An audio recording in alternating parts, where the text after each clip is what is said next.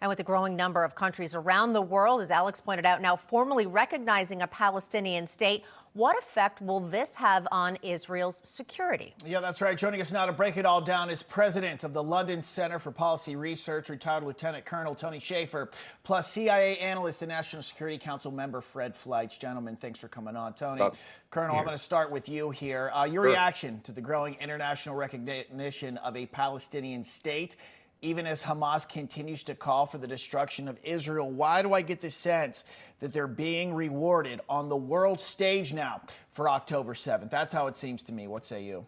Oh, absolutely, Bob. Your instincts are completely correct. The idea that somehow a nation state, or whatever you want to call Hamas, acts out, murders people, depletes its own resources in favor of creating new missiles. Just what was it yesterday? They fired more rockets out of the Rafah area into Israel. This is a death cult that's being given new life by the Europeans. And think about it, this is like the clown car of freedom, for God's sake. This is not a way to do anything regarding resolving this. It simply gives more impetus to Hamas to hang on.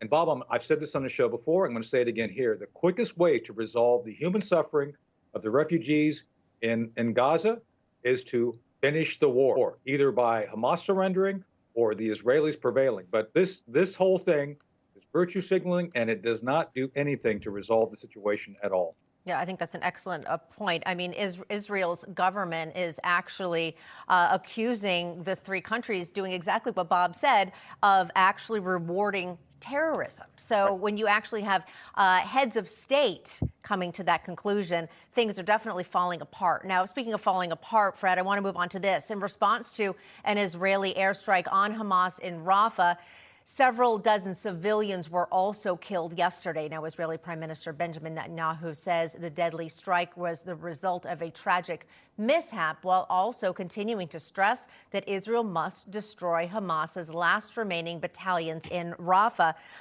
Fred, this just seems like it will further help Hamas's propaganda war against Israel. How does Israel change it so that they can get some more support behind them?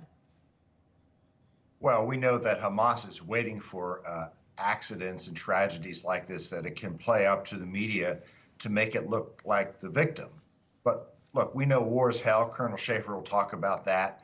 We know that there will be, unfortunately, civilian casualties in war. Hamas started this war. Hamas is responsible for these civilian casualties. If Hamas wants to stop civilian casualties, Hamas can stop the war. It can agree to a ceasefire. It can release the hostages. It's going to create more pressure on Israel. There probably will be more accidents like this, unfortunately, as Israel finishes off Hamas in southern Gaza. But Israel has to do this to secure its freedom and security. 30 seconds left. Colonel, your thoughts? So, as Fred said, they've got to do this. It's got to be done. And as much as you're going to see additional suffering, Benjamin Netanyahu announced that they inadvertently hit a fuel tank that was incidental to the area of the attack. They killed 2 terrorists, but that's being completely ignored. River to the sea means the elimination of the Israelis.